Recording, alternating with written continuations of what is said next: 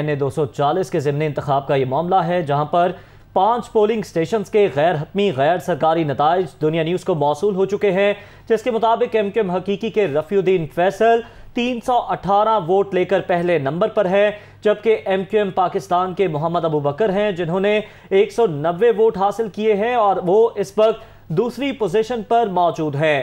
NA-240 کے ضمنی انتخاب سے متعلق اپنے ناظرین کو اپڈیٹ کر رہے ہیں۔ اب تک 5 پولنگ سٹیشنز کے غیر حتمی غیر سرکاری نتائج دنیا نیوز کو موصول ہو چکے، جس کے مطابق ایم کیو ایم حقیقی کے رفیع الدین فیصل 318 ووٹ لے کر پہلے نمبر پر موجود ہیں، جبکہ ایم کیو ایم پاکستان کے محمد ابو بکر 190 ووٹ لے کر دوسرے نمبر پر موجود ہیں۔ جو نتائج موصول ہوتے جائیں گے ہم اپنے ناظرین کے ساتھ شیئر کرتے رہیں گے۔